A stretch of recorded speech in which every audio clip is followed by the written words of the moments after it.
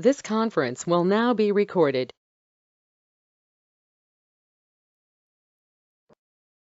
I would like to call the caucus meeting of October 20th, 2020 to order. Present are council members Broussard, Williamson, Schuman, Limpert, Heeman, Kelly, Glassburn, the mayor, our planning and development director, our finance director, our law director, and our guests this evening. First on tonight's agenda, are there any additions or corrections to the caucus meeting minutes of October 6th, 2020? Seeing none, those will stand as written.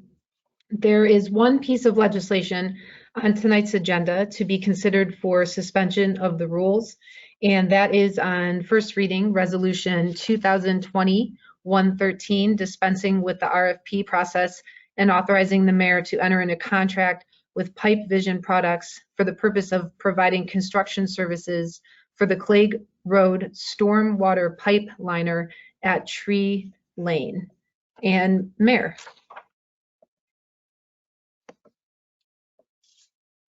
Yeah, thank you, Madam President. This is a replacement, aligning of a pipe on Tree Lane that we had money in the budget for. We budgeted for it, I believe, earlier this year or last year, and I think the cost is, we had $30,000 in the budget. The rough cost is about $60,000. We have a company that does this for us. It's a specialty item, and we want to get it done this year. Any questions from council? Councilman Glassburn. Thank you, Madam President. Where exactly is the liner? Because Tree Lane doesn't touch Clay. Does it go underneath homes, or where is this route? I believe I don't. I can't answer that exactly. This is something that I've met with Renee and Greg several times. We've talked about the importance of doing it. I believe, I'll get you that answer. I don't know off the top of my head. Mayor? Yeah. I was there when you spoke with Greg, and it's behind the homes. Yeah. And so part of the cost of it is getting back there. That was the difficult part of it. So it's behind their homes. Do you recall that, Mayor? Yes, I do. Okay. Thank you, Madam President. Thank you. Thank you. Any additional questions from council? Any objection to suspension? Seeing none. I'm sorry, Councilman. I apologize. I have one question. Do the residents know that this work needs to get done because we're suspending it? Are they aware that there's we haven't. I mean, residents might be aware of the fact that we've been back there, but they're probably not aware. We haven't notified them yet.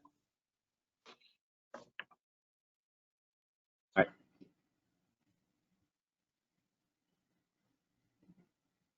Thank you. All right. And so our piece of legislation that will go into committee that's on first reading is ordinance 2020-112 that will go into finance. And we are looking then, just as a reminder, I know Councilwoman Williamson will be reminding everyone that she's holding a BZD meeting tomorrow night to discuss the sign code. Councilwoman Williamson, the time on that meeting for tomorrow night? 7 p.m. Perfect. So that will be tomorrow, October 21st, which is a Wednesday. And then our next committee meetings will be held next Tuesday, October 27th. And before we get into scheduling those, just a reminder for council members that our first council meeting that we will have in November will be held on November 4th, which is a Wednesday, because the 3rd is election day. So That's just a reminder for everyone as well. So looking to schedule committee meetings for next Tuesday, the 27th. Councilman Limpert, I know that you had indicated that you would like to hold a streets meeting, and you had also indicated that you would like to bring back the presenters for the Clegg Road project. And so if Councilman Schuman would be willing to perhaps allow the streets meeting to happen before finance, if that's not a problem, that might work better because we do have presenters coming, if that is acceptable to everyone. I can, Madam President. Yes, Councilman Schuman. Yeah, I can't imagine this piece of legislation is going to take all that long. I mean, this could be a 10-minute thing if you want to schedule it, however you want to do it. I'm just 5 minutes. Sure. I mean, we could even, Councilman Schuman. Sneak it in beforehand. I mean. Yeah, yep, that would be fine. Yeah, let's do that. I mean, it might be easier that way. Sure. So you would like to go. Be real cranky by the time the other one's over. So. Right. So then you want next Tuesday, do you want at 7 or would you? Let's do that. Sure. Okay, that's fine. No problem. 7 p.m. to 7:05. That'd be great. And then Councilman Limpert. Yeah, if I could have 7:05 to, let's go to round it up to 7:30. I think it may be shorter. How many meetings do we have after that, Council President? We need to have a committee of the whole meeting that evening, and then BZD, really it's up to BZD to decide if they wanted to meet next Tuesday as well. I know there's, I believe, chicken coop legislation that needs to be considered as well. So you guys, you make the call and let me know. You know what? Let's go short. I feel like we're going to get the information in advance, and I'll reach out for any questions from committee so we can have those ready. So let's go for 7:05 to 7:20 for 2020-111. Thank you, Councilman. And Councilwoman Williamson. Thank you. May I inquire how much time is needed for the committee of the whole? Because I almost feel as though I would be willing to go last. Sure. So we need to discuss the codification contracts. That's up this year, and then we also need to discuss legislation regarding elected official salaries. Again, something that we do every few years. Council needs to set those salaries because next year is an election year. So I would anticipate 15 to 20 minutes for committee of the whole. And if you would prefer for that to go before BZD, we can make that happen. That would be fine if you're okay with that. And then perhaps we could just set BZD for 7:30, and then if we finish with committee of the whole, we're great. If not, we'll just be a little extended. Okay, so I'll schedule then next Tuesday, the 27th. Committee of the whole will start at 7:20.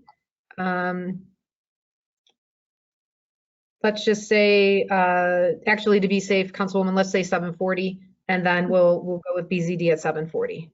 Sounds good. Okay, thank you. Okay, perfect.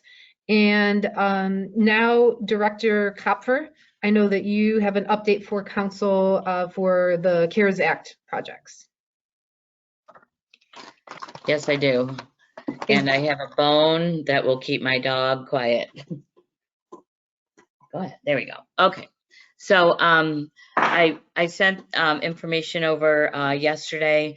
The mayor and I met with the fire chief for those items in the center part of the spreadsheet that we discussed, and we asked him to make a prioritized list of those.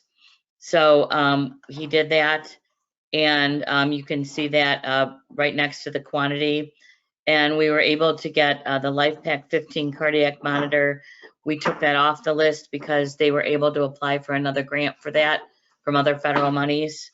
And so if you want to go through some of these things, I can tell you why he prioritized some before others, or if the N95 fit tester is very important for them to fit the masks to themselves every time they do it. The LifePak 15 monitor that I already discussed that. The Lucas chest compression system is an automated, like does CPR. It's good because it's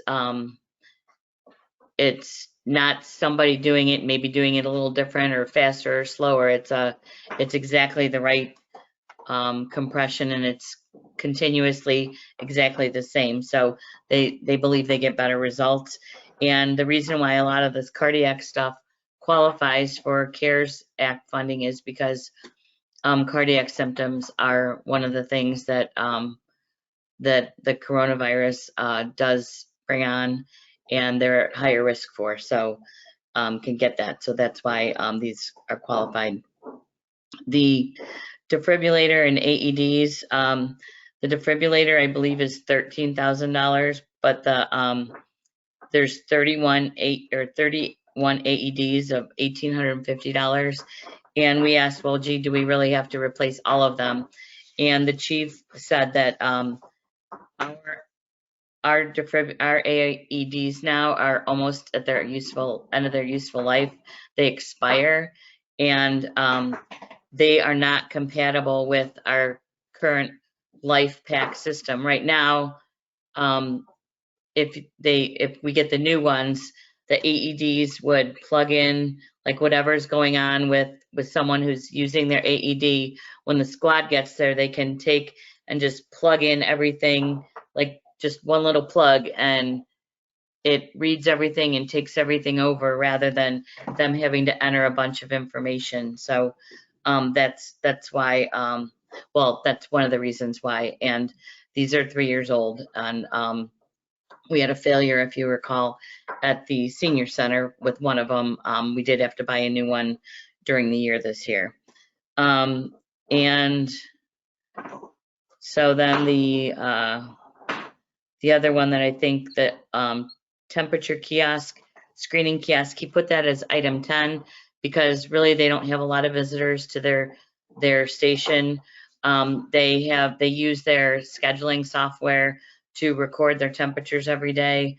They take their temperature and they document it in so that each person on shift does that. And so that's why that is the last item. If there's any other things that you're curious about, I can add that, but that's the list that they're in priority order if you want to make cuts. But this actually fits into the budget. I did a better, like a pay by pay for the wages and benefits for the safety forces, attributable to with the dispatch stats.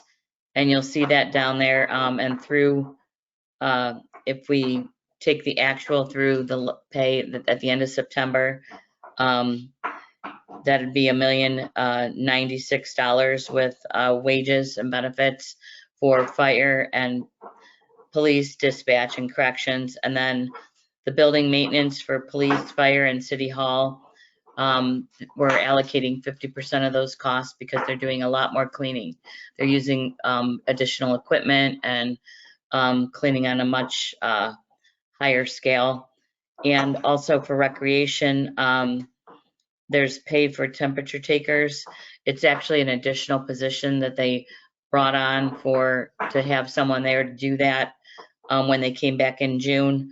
And then also their building maintenance, they're utilizing additional part-time staff to do the majority of their cleaning and additional cleaning that they have to do for COVID-related costs. So then I estimated it for the rest of the year, which we're still allowed to claim for. So between the first part of the year and then from October, November, and December, The wages and benefits would be $1,285,764.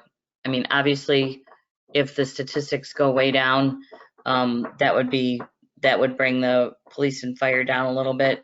But 4% is what we were at this last pay. So I think that that's a legitimate thing, because it seems like COVID keeps coming up and then going down, up and down, up and down. So I think that that's a good average.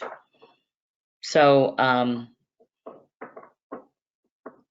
it all falls in line, and I think that I have enough money for wages and benefits with that. Or if you want to adjust that, I mean, if there's other things that you think, that's good. But we do have to start ordering this stuff, because they have to be encumbered by November 20th. They moved it back from October 20th to November 20th.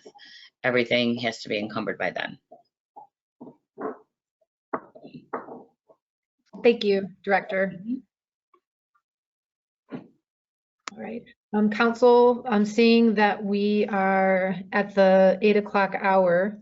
Unless there's any objection, we will conclude caucus at 8:01 p.m.